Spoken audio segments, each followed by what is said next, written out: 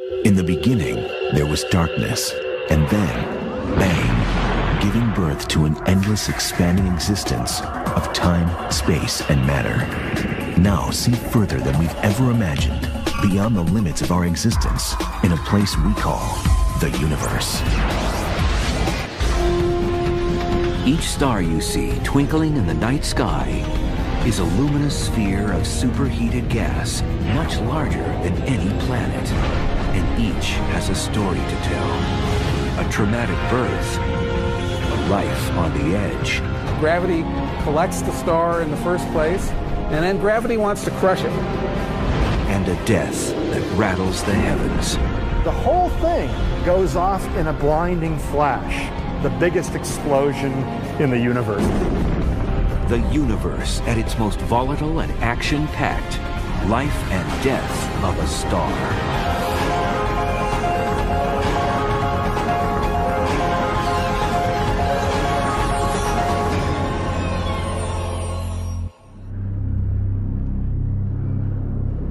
Like glittering cities in the desert, galaxies arise out of the great darkness of the universe.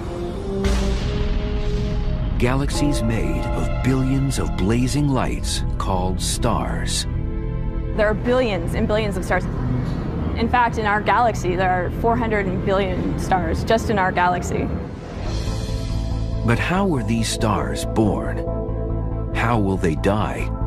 And how can it be that all human beings on Earth owe their lives to the deaths of stars? The quest for answers begins here, in a cloud of dust and gas, hovering in the interstellar desert. You are looking at the pillars of creation. The pillars of creation are a stellar nursery. New stars are in the process of being born in the central regions. Located 7,000 light years from Earth, the pillars are part of the Eagle Nebula, which is just one of billions of star-forming regions in the universe. The pillars are towering clouds of dust and hydrogen gas. If you remember the periodic table of elements from chemistry class, you have the light elements up at the top, hydrogen, helium, lithium, this sort of thing, and then the really heavy ones as you get lower down. It's hydrogen, the lightest, simplest, most abundant element in the universe, that is the key component of stars. Within a nebula, clumps of this gas and dust slowly coalesce into smaller clouds over millions of years, pulled together by a very familiar force.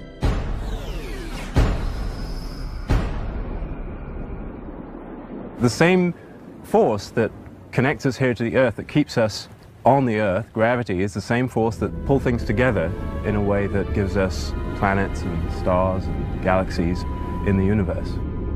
Gravity, in many senses, is the most important force in astronomy. And when gravity acts in the universe, one of the basic things that it produces is stars. Stars are sort of the most basic unit of mass that is produced when gravity pulls mass together. Each contracting cloud can produce anywhere from a few dozen to thousands of stars. To form a star like our Sun, which is 1 million miles across, it takes a clump of gas and dust 100 times the size of our solar system. These clouds start off their lives bitterly cold, with temperatures hundreds of degrees below 0 Fahrenheit. But as gravity fragments and compresses them, the heat begins to soar. Within a few 100,000 years, the cloud spins into a flattened disk. Gravity coalesces the center of the disk into a sphere, where the heat rises to a scorching 2 million degrees. This glowing system is now known as a protostar. 10 million years later, the searing hydrogen core of the fledgling star soars past 18 million degrees, and something incredible happens. The core becomes so hot it can sustain thermonuclear fusion. thermonuclear fusion. It's a lot of syllables, but it just means it's hot there, and small atoms become big atoms. Hydrogen atoms are moving fast enough that they actually will fuse together and will form a helium atom. It's this nuclear reaction that produces the energy to power the star throughout its life, giving it a constant source of light and heat. It's self-luminous, generates its own heat, and that's the essence of what makes a star a star. If you've got fusion, you've got a star. Once born, a star's life will be a constant battle, an all-out war against gravity. Gravity collects the star in the first place, and then gravity wants to crush it. Gravity never gives up. Gravity wants to pull everything together. And so if the star is going to have a life, and a long life, it has to find a way to fight against gravity. You feel gravity all the time when you try to jump or you try to climb a rock. There's always gravity pulling you back down. And in order to fight against gravity, you have to have some way of applying a force which works in the opposite direction of gravity. So if there's a rope, you can use your muscles to pull on the rope and therefore resist and even overcome gravity. But that doesn't mean gravity gives up. Gravity is always working. And so you have to keep applying this force in order to not fall off. And if you give up or let go or the rope breaks, gravity immediately wins and you fall. The same kind of thing happens with stars. Stars are also trying to hold themselves up against gravitational collapse. Gravity wants to crush the star down to the middle. For stars, nuclear fusion provides the rope in the form of pressure. The heat gets all the particles in the star moving around quickly and they bang outwards, and that produces a pressure which can actually hold the star up against gravity. The amount of pressure pushing out on the star just matches the amount of gravity pulling in on the star, and it can sit there and burn happily until something changes. A star will spend most of its life in this state of equilibrium. It's a phase scientists call the main sequence. So our sun is in the main sequence. We're very happy it's in the main sequence. It provides us the same amount of energy almost every day. And that's what makes life possible. All stars in the main sequence aren't alike. Some are much smaller and cooler than the sun. Others much larger and hotter. So it turns out that how hot something is related to the color of the light that it emits. So a star like the sun, most of the light that comes out from the sun is sort of a yellow type color. If the sun were much hotter, the predominant wavelengths of light would come out into the blue or even into the ultraviolet. And cooler stars emit more red light. Small, cool red stars like Proxima Centauri, the nearest star to the sun, are known as red dwarfs. They can be as little as 1/10 the mass of the sun, with surface temperatures thousands of degrees cooler. Red dwarfs are the most common type of stars in the universe. There are many, many more of these sort of very dim red dwarfs floating out in space than there are stars like the sun. Now, of course, when you look in the night sky, you don't see the most common kinds of stars. You don't see these red dwarfs because they're so faint. You merely see the very rare, very bright stars that turn out to be very, very far away. On the opposite end of the spectrum are the large blue main sequence stars. Averaging a surface temperature of 45,000 degrees Fahrenheit, they can be 20 times the mass of the sun and 10,000 times more luminous. In the life and death of a star, size definitely matters. Mass is the fundamental thing which drives the life history of a star. The more massive stars live much shorter lives than the less massive stars. And that's perhaps a little bit strange sounding, because the massive stars have more fuel to burn. You'd think they'd live longer. So it's counterintuitive that more massive stars will burn through their fuel more quickly than the lower mass stars. Imagine two gamblers sitting down at a blackjack table. You would expect the one with the most money, the most fuel to burn, would last the longest.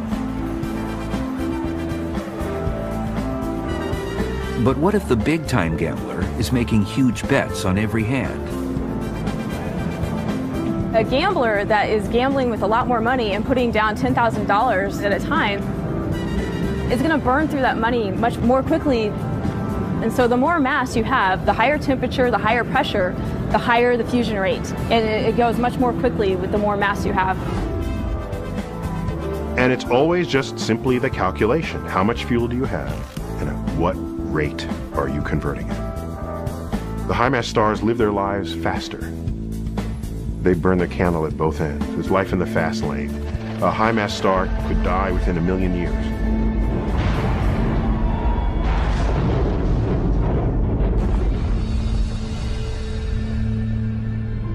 A star 10 times as massive as our sun might live for only 1/1000th as long. So our sun will live for about 10 billion years in total. A star 10 times as massive as our sun might live only 10 million years in total. While massive stars have lifespans measured in millions of years, the lowest mass stars measure their lives in tens of billions, if not trillions of years. Every low-mass star that has ever been born in the universe, and the universe has been making stars for more than 10 billion years, all of those stars are still in their infancy. No such star that's ever been born has ever come close to dying. But for all stars, including our own sun, life on the main sequence can't go on forever. It can only last as long as the star has fuel to burn. If it runs out of fuel, fusion stops and gravity wins. Gravity never gives up, whereas fuel, of course, can run out after a while. And so the star and the climber both have this terrible problem that if they don't maintain their fight against gravity, they will end in a death, a cataclysmic death. Not only does the size of a star influence how long it will live, it also determines how it will die. Massive stars explode from the scene in violent fury, while smaller ones are doomed to slowly fade away. For 5 billion years, our sun, a lower mass, middle-aged star, has been happily burning through its supply of hydrogen fuel, like a gambler slowly plowing through a pile of chips. The gambler, you may sit there for a long period of time, just like a star burns its hydrogen for a really long period of time. However, at some point, she's going to run out of money. Scientists predict that 5 billion years in the future, our sun will reach this critical crossroads. Its supply of hydrogen fuel will have been completely exhausted. Nuclear fusion will cease, and gravity will begin to crush the star. At that point, the situation is desperate. In order to survive, a sun-like star must find a new source of fuel. It has helium on hand, but in order to start burning helium, the core has to be 10 times hotter than it was during its lifetime burning hydrogen. It won't be able to fuse that helium into heavier elements like carbon and oxygen until the core gets sufficiently hot. And that's because it's harder to get the helium nuclei close enough together for the strong nuclear force to take over, grab them, and cause them to fuse together. As it continues to contract inward, nature throws the star a lifeline. The core actually becomes superheated by the very gravitational pressure that's trying to crush it. When it reaches 180 million degrees, it can start fusing helium into carbon in a desperate gamble to survive. So the desperate gambler might go take out a loan on their house and get more money. But in getting more money to burn through, it's really just delaying the inevitable, which is to go bust. And for a star, the inevitable is to die. The star, which took 10 billion years to burn through its hydrogen, now powers through its supply of helium in a mere 100 million years. And then the action begins. It runs out of hydrogen, starts fusing helium. runs out of helium, attempts to fuse carbon and will fail. But all the action, all the what's going on now, happens in the last 10% of a star's life. The searing heat of the helium burning actually causes the outer layers of the star to swell. At that point, the outer atmosphere of our star will be held in by gravity so weakly that it'll start sort of just evaporating away. Through a series of what I call cosmic burps, it will actually eject the outer envelope of gases, which are only weakly held by gravity. That'll send some shells of gas outward, illuminated by the hot central star. And that will cause what's called the planetary nebula phenomenon. Beautiful shells of glowing gas surrounding the dying core of our sun. With the core unable to muster any more nuclear fusion, can it possibly survive gravity's crushing grip? As a star the size of our sun dies, it ejects its outer layers. With no nuclear reactions to generate outward pressure, gravity gains the upper hand. The star begins to fall in on itself, like a climber too tired to hold on to his rope. There's one possibility that the rock climber might be able to use if he gets too tired to hold on to the rope anymore, and that is if he can find a ledge on the rock that he's climbing. Gravity can pull on him all he wants, but the ledge itself will support him against gravity, and he doesn't have to provide any more energy to win his fight. There's a certain kind of star, and our sun is actually an example of this, where the star finds that it has an out in this fight against gravity. The contracting star finds its ledge in a surprising place: electrons, tiny negatively charged atomic particles. Electrons don't like being compressed so that they're very close to one another, because electrons effectively don't like each other. If you compact the electrons hard enough, the pressure of the electrons themselves is able to hold up the star against gravity. When the core of our dying sun-like star is crushed to about the size of the Earth, this so-called electron degeneracy pressure takes over. Gravity can collapse the star no further. It's left to slowly cool into a bizarre stellar remnant known as a white dwarf. Like this one, Sirius B, which can be seen only faintly aside its companion, Sirius, the brightest star in our sky. Now, a white dwarf is a very strange type of star. It's very, very dense. The white dwarf has about 300,000 times the mass of the Earth, compressed into a volume the size of the Earth. If you had just a teaspoonful of material, it would weigh several tons. So it's really amazing stuff. A white dwarf is the final stage in the life of a sun-like star, but it's not quite dead yet. It will continue to shine for billions of years as it gradually radiates away a lifetime of energy. I like to call white dwarfs retired stars, in the sense that all of the light that they are shining is energy that they accumulated during their normal lives as stars, while they were fusing light elements into heavy elements, as our sun is doing right now. So it's spending its life savings. It's a retired star. That will be the fate of our sun.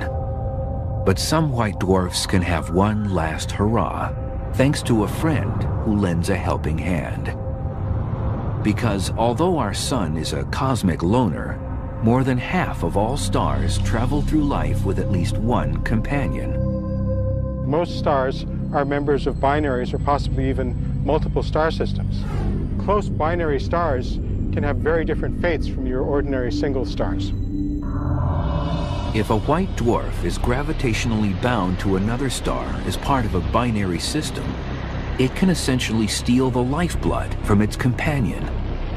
the small but dense white dwarf exerts such a strong gravitational pull that it will start siphoning off a stream of hydrogen gas. If it gathers material from a companion star and is able to grow in mass, then eventually the mass of the white dwarf can reach an unstable limit, roughly 40% more than the mass of our sun. At that point, the white dwarf undergoes a catastrophic explosion where the whole thing goes off in a blinding flash, what's called a thermonuclear runaway of the entire star. This mammoth explosion is known as a Type 1a supernova. So if our sun were to do this, and it won't, it'll die in a relatively quiet way. But if it were to do this, you'd need sunblock or supernova block of a few billion in order to protect yourself from the blinding flash. University of California, Berkeley astronomer Alex Filipenko is one of the world's most successful supernova hunters. His team has found over 600 of them in the past decade. An incredible feat, considering they occur perhaps twice per century in each galaxy. Searching for supernovas is akin to scanning a crowded football stadium with binoculars in hopes of catching the one person who might be taking a flash photograph at a given point in time. If you were to look at each person individually, one by one, you would have a hard time finding the person who happens to be taking a flash photo. Filipenko increases his odds by expanding his search beyond single stars or even single galaxies. To do this, he enlists the help of a very high-tech assistant. So this is a robotic search engine for exploding stars, supernovae. It has been programmed to robotically take photographs of over 1,000 galaxies a night, and over the course of a week it does 7,000 or 8,000 galaxies, and then it repeats the process, comparing the new pictures of each galaxy with old pictures. Now usually there's nothing new in the new picture, but occasionally a star blows up, a supernova goes off, and then you can see in the new picture a bright point of light that wasn't there in any of the old pictures. Though a supernova is visually very, very bright, the visible light is only 1% of 1% of the total energy, 1/10,000th of the entire energy emitted by this colossal explosion. Although Type 1a supernovas come from exploding white dwarfs, many others, known as Type 2 supernovas, signal the dramatic deaths of much more massive stars, perhaps 8 or 10 times more massive than the Sun. Unlike their smaller cousins, when massive stars exhaust their hydrogen fuel, they have the raw power to start fusing other elements. The ashes of each set of nuclear reactions become fuel for the next, so that near the end of its life, a massive star resembles an onion in cross-section, with an outer layer of the original fuel, hydrogen, surrounding layer after layer of heavier and heavier elements. It goes through its normal life, fusing hydrogen into helium, then helium into carbon and oxygen, then oxygen into neon and magnesium, and then silicon and sulfur. And then iron. The massive star builds up a core of iron. The fusion of iron into heavier elements doesn't do the star any good. It doesn't keep the star hot inside, because fusion of iron into heavier elements requires energy. It absorbs energy. It doesn't liberate energy. So the iron core builds up without fusing and eventually becomes unstable. When it reaches something like 1.5 times the mass of our sun, it collapses. And the collapse is violent. Within half a second, a core the size of the Earth is crushed into an object roughly 10 miles across. For a moment, the collapsing core rebounds, smashing into the outer layers of the star and kicking off one of the most massive explosions in our universe since the Big Bang. the collapse of the iron core blows apart the rest of the star in a colossal explosion. It's truly an amazing, incredible event. Scientists are convinced that supernovas mean much more to the universe than spectacular light shows. They are, in fact, the source of the heavy elements that make up everything around us. All of the iron in this foundry came from exploding stars, from gigantic explosions. All of it. All the iron you see everywhere came from exploding stars. And in fact, all the elements heavier than iron, directly or indirectly, were made by exploding stars. And those elements were ejected into the cosmos by these gargantuan explosions. As material from these explosions spread out through the universe, it became the stuff of planets, moons, new stars, and something even more extraordinary. If you could trace your ancestry back to its earliest reaches, you would find an exploding star in your family tree. We are essentially made of star stuff, or stardust, as Carl Sagan used to say. The elements in your body, not just generically, but specifically, the elements in your body, heavier than hydrogen and helium, came from long dead stars. The calcium in your bones, the oxygen that you breathe, the iron in your red blood cells, the carbon in most of your cells, all those things were created in stars through nuclear reactions and then ejected by supernovae. And the heaviest elements, iron and above, were produced by the explosions themselves, by the supernovae.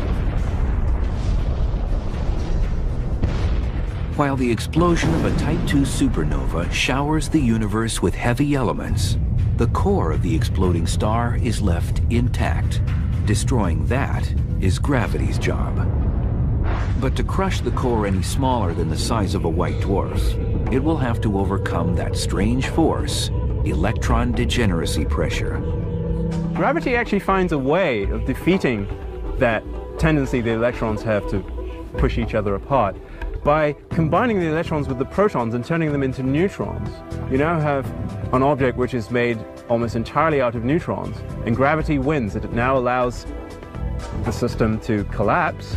Further, there are no longer electrons stopping that, and gravity seems to win. Except, neutrons, it turns out, also don't like each other, and you end up with a new stable object, even smaller, even more dense, called a neutron star. Compared to normal stars, neutron stars are cosmic pebbles. They can be as small as 10 miles across. So imagine you take a star about 1.5 times the size of our sun, and then you compress all of that material down into a very small space, about the size of Manhattan.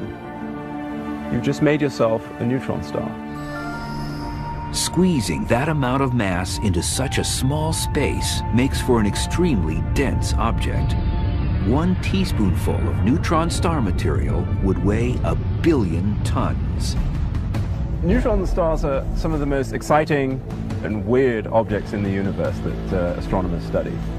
If a human being were to stand on a neutron star, it would be a somewhat uncomfortable experience.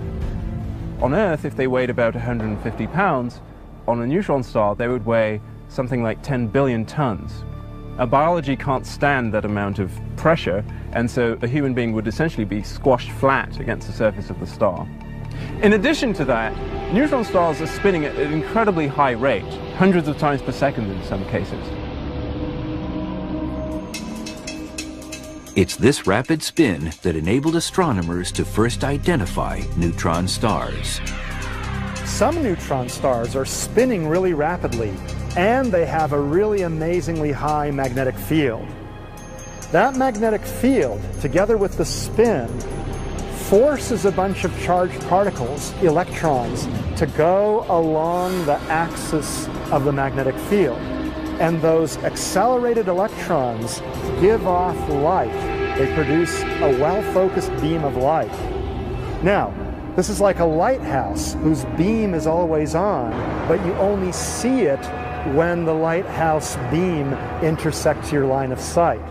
In a similar way, we might see the shining neutron star only when the beam points at us. That object is called a pulsar. Some stars are so massive, perhaps 25 or 40 times the mass of the Sun, that not even a neutron star can hold up under the weight of their collapse. And gravity will crush them even further into an object of infinite density and almost equally limitless fascination, a black hole. In some sense, a black hole represents the ultimate death of a star. A black hole is basically gravity's victory over mass. It is complete collapse of a star, a very massive star. This collapse creates a region of space where matter is compressed into such a high density that its gravitational field is inescapable. Black holes are remarkable in that nothing can escape from them, not even the fastest moving thing we know of, which is light. You shine a flashlight beam up, and even it won't leave. The beam will curve back around, so you won't be able to see it from the outside, hence the name black hole. A common misperception is that black holes just go sucking up everything in the universe. Like that, just like cosmic vacuum cleaners sucking up everything in their vicinity. That's actually not true. Now, objects that are very close to black holes do get sucked in. But if you're comfortably far away with the proper trajectory, you won't get sucked in. Scientists have long suspected that there is yet another class of supernova involving even bigger stars and even more powerful explosions. Stars that collapse so catastrophically that they leave behind no remnant, not even a black hole. But no one had ever seen one until now. Even after billions of years, the universe is still surprising us with its raw power. In the fall of 2006, astronomers observed the largest stellar explosion ever witnessed by man. 240 million light years away from Earth, a massive star blew itself apart. Alex Filipenko and his team at the University of California, Berkeley were amazed at the power of the explosion. And the total energy emitted was 100 times as much as the energy of a normal massive explosion. It's an amazing, really powerful explosion. A normal supernova comes from the explosion of a star 10 times more massive than our Sun. Incredibly, supernova 2006 GY, as astronomers have dubbed it, seems to have signaled the death of a star 150 or even 200 times more massive. That's about as massive as a star can get. Scientists are still studying the aftermath of the explosion, but they think supernova 2006 GY has a lot to teach us about the first stars that populated our universe. We actually think that the first generation of stars tended to be really massive, and they probably exploded by this mechanism. It's these mega explosions that likely seeded the early universe with heavy elements. These extremely massive stars are the largest iron factories in the universe. A single star, 150 times the mass of the Sun, can produce 20 or 25 solar masses of iron. It's incredible.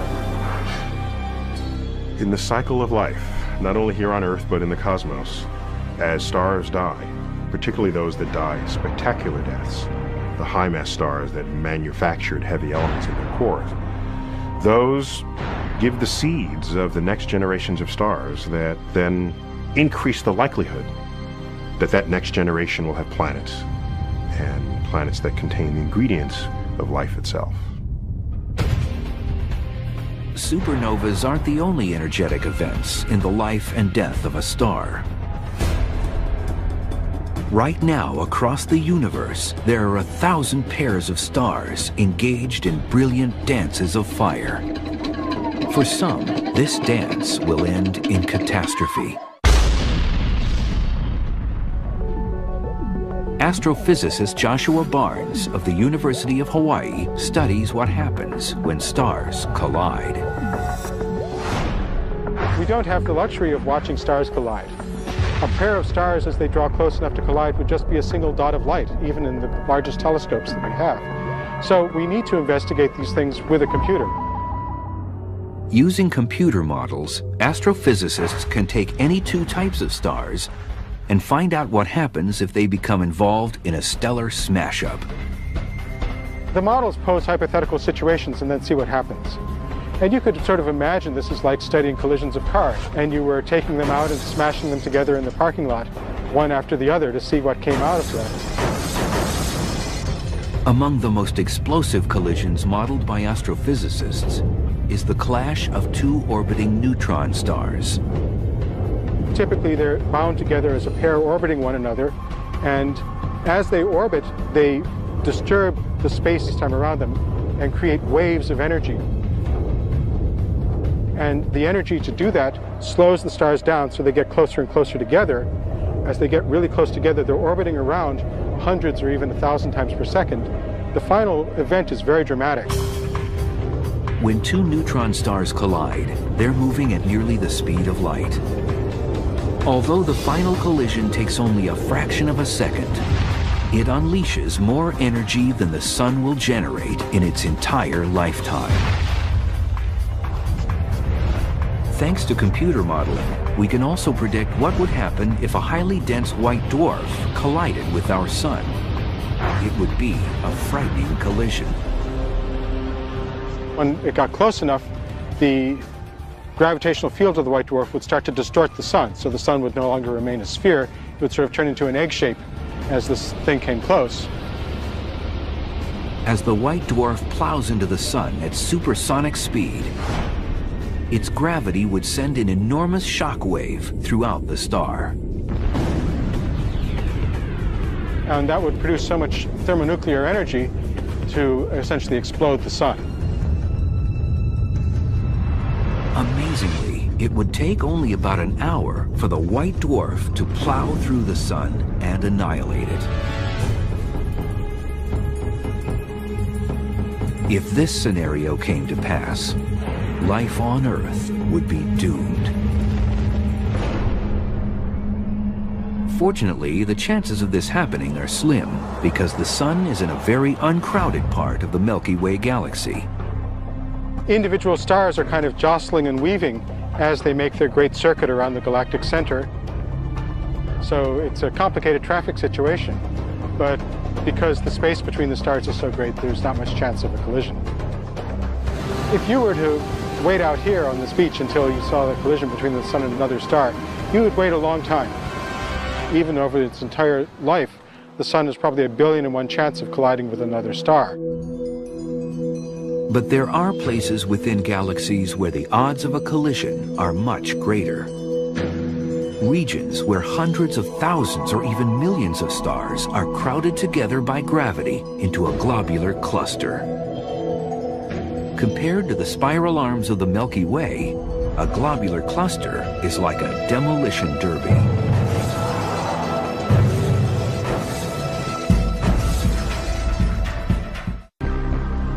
The odds of two stars colliding in the spiral arms of our galaxy are only about 1 in a billion. But within a globular cluster, stars are packed 1,000,000 times more densely than elsewhere in the Milky Way. In the Milky Way, everybody is pretty much going in the same direction. But in the globular cluster, there's no organized motion. They're basically all orbiting around the center on orbits which are aligned in all sorts of different directions. So some are going one way, some are going the opposite way. In these crowded, chaotic conditions, stars collide on average once every 10,000 years. Every star in a cluster was born at roughly the same time. So when astronomers look at an old cluster, they don't expect to see any young stars. But strangely, a globular cluster usually conceals some mysterious strangers. large blue stars, far younger than the small dim stars surrounding them. These seemingly impossible stars are known as blue stragglers. The mystery of blue stragglers is that they're, in some sense, younger than they have any right to be. All of the stars of that mass and that luminosity would have died off billions of years ago in these clusters. So the puzzle is, where did these things come from? How did they get into these star clusters? Astrophysicist Joshua Barnes thinks he knows the answer. He believes blue stragglers are the result of collisions between older, dimmer main sequence stars. A collision of two main sequence stars, two sun-like stars, is actually relatively gentle. The mutual gravity of the stars locks them in a spiral. They've lost energy of motion and they will come back and have multiple subsequent passages. They heat up and swell up and kind of spiral around each other, making several passes, each closer than the last one, until they finally come together and stars merge. In the end, rather than triggering a catastrophe, the two stars merge to form one more massive star. What you're basically doing is taking two small old stars, piling them together to make one star now, which is twice as massive, and therefore being more massive, it's brighter and bluer than the rest of the stars in the cluster. So it seems to be straggling behind the rest of the stars. While the mystery of the blue stragglers seems to have been solved, the heavens are bursting with unusual objects that dare science to explain them. Black holes, neutron stars, and white dwarfs all represent the end of remarkable stellar lives. But there are other strange celestial objects that never got a chance to shine. Not quite planets, not quite stars, these are the brown dwarfs. Brown dwarf is basically a failed star. University of Hawaii astronomer Michael Liu searches for these elusive objects. Stars produce a lot of light. They're very easy to see a long ways away. But brown dwarfs are very low temperature, and so they emit very, very little light. Because they're so dim, it means we can only see them if they're very close to us. A brown dwarf has the same ingredients as a star, but it simply doesn't have enough mass to sustain nuclear fusion. If something is born with less than 8% the mass of the sun, then it can't produce its own energy. It's essentially a failed star. Without fusion, these failed stars start to act more like planets. If you were flying in a spaceship across the surface of a star, you wouldn't really see anything that looked like clouds or mountains or anything like that. When you go to a brown dwarf, things begin to change. We think their atmospheres in some ways might be similar to things like very massive versions of the planet Jupiter. If you're familiar with pictures of Jupiter, you see Jupiter has all sorts of banding structure and clouds on its surface. Although we've never taken a picture of the surface of a brown dwarf, we think brown dwarfs may also have similar cloud structure. Now, these aren't normal kinds of clouds like we know about on the Earth. You have iron vapor making these clouds, and then the clouds may get thick enough that you get iron droplets raining out of the clouds. Obviously, a person wouldn't want to be there because these are molten iron. To date, astronomers have located only a couple hundred brown dwarfs, and they still have many questions about these elusive objects. For one, they know some brown dwarfs have disks of dust and gas around them. Might those disks form into planets? That's just one of many mysteries yet to be solved as we continue to probe the stars.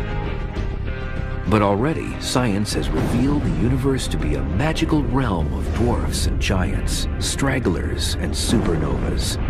And hidden within the explosive life story of stars, they have found the very history of the cosmos and a key to understanding our own origins.